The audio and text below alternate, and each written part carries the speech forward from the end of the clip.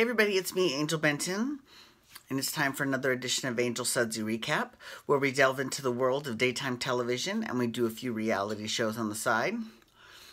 And today we are talking all about The Young and the Restless. And I'm going to have a rant in 5, 4, 3. Ooh, I feel like Janet Jackson right now. 5, 4, 3, 2, 1. Okay, here's the thing. Whenever a network decides not to air a fucking show in the daytime, it really pisses me off. It really does. Because even if, you know, back in the day, okay, so this is what happened. So what happened last week was O.J. Simpson. And in the daytime community, O.J. Simpson is he who shall not be named, like Voldemort. Because, honestly, that was the beginning of the death knell for soaps, was back in 1993 or 94, whenever the fuck that trial was. Because when that trial went on, there were no soaps airing. Every single network aired day in and day out was the goddamn O.J. Simpson trial. Fucking annoying as hell, right? And back when they first started doing that, they started preempting the shows, but they would air it like 1 in the morning, 2 in the morning, you know. Now, that would be fine if they did that nowadays too, but they don't even do that now. So here's an example. So they fucking did it again with goddamn O.J. Simpson again. Listen, what irritates me the most, regardless of what side of the argument you stand on, the one side of the argument that I stand on is pro soaps. So what irritates me the most is that CBS, who owns Young and the Restless, well, doesn't own, they air Young and the Restless and Bold and the Beautiful, they decided not to show any soaps that day, on Thursday, last Thursday. And what irritates me is, A, it wasn't preempted for even 3 in the morning. They just didn't air it. And B, as opposed to airing it the next day, they just skipped it and went on, right? Now, if it was a local issue, like, for example, here in Vegas, let's say the Cosmopolitan was on fire, right? Because it has been before. If the Cosmopolitan was on fire and they were covering it for breaking news coverage, I would understand that. I would understand them keeping going CBS with the shows because it aired a lot of other places in the country. I understand that. I get that. However,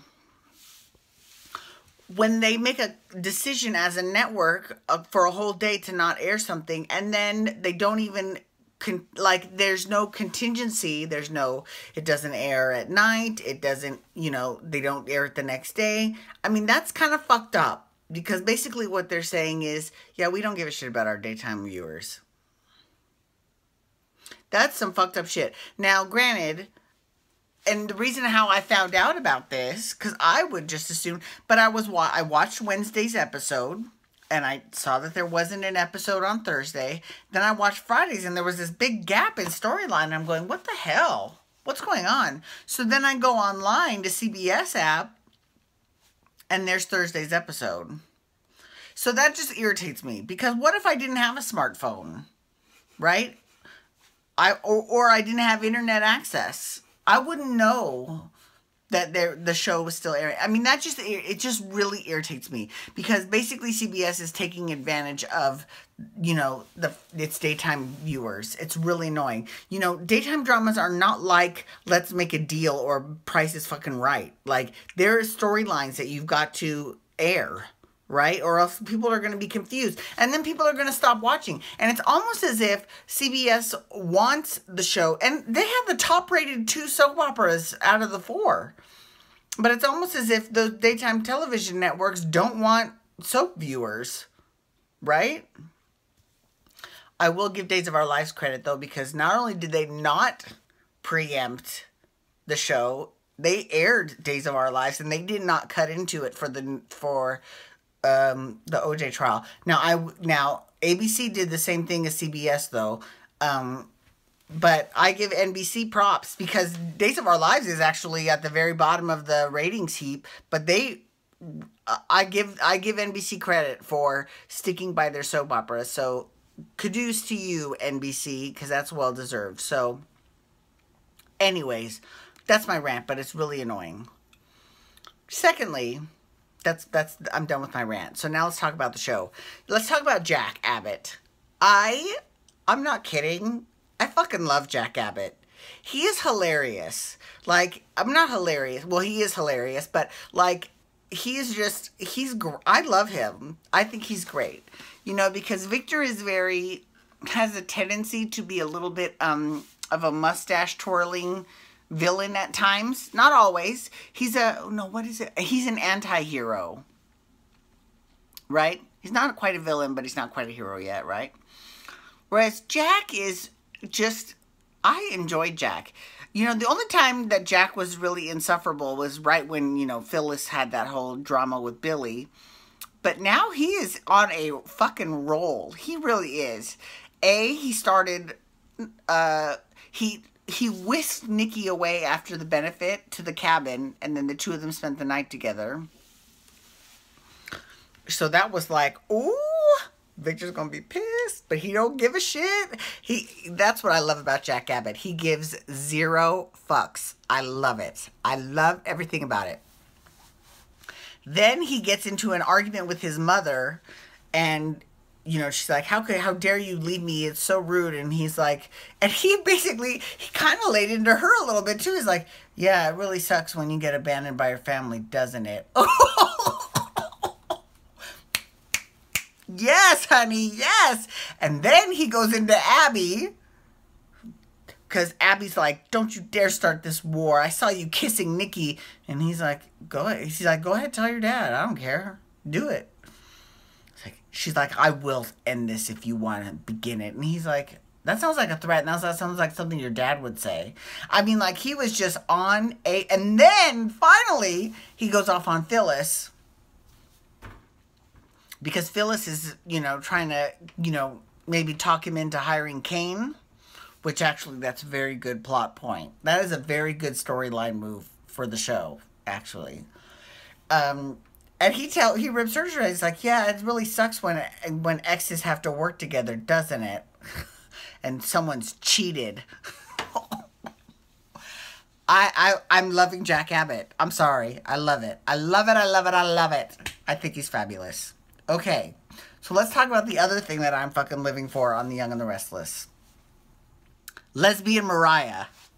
I am living for that. That is some fierce ass shit. Right there. I love me some lesbian Mariah. I love her. I love her. So, well, I mean, she hasn't full on lesed out yet, but she had like a moment with Tessa where they kind of had this weird moment. And the thing is that Tessa didn't look that inexperienced when it came to the ladies. Mariah totally did. She kind of had a little bit of that deer in the headlights look, but Tessa looked a little bit like she knew what she was doing.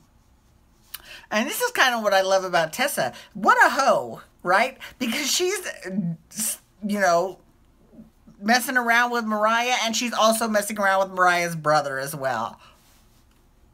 I gotta give Young and the Restless major props for that. Because I didn't see that coming. I thought that they were just developing a nice friendship, and I enjoyed their friendship. I didn't see that coming. I love it. I love it. I love everything about it. It's fantastic. It really is. Okay, so the last thing I want to mention. I love me some David Faustino. I really hope that they keep him on the show, even if he's working for Hillary. I enjoy that he gets to be kind of the sidekick to Hillary because it's cute, right? And B, he's hot. I'm sorry, I don't care how short he is, whatever.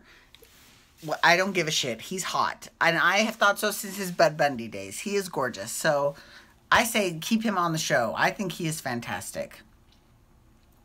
And we'll see next week when they have the whole, the GC Buzz episode. Well, it's not GC Buzz anymore. It's the Hillary Hour episode airs where they show the footage of Nick and Victor getting into that fist fight in the parking garage.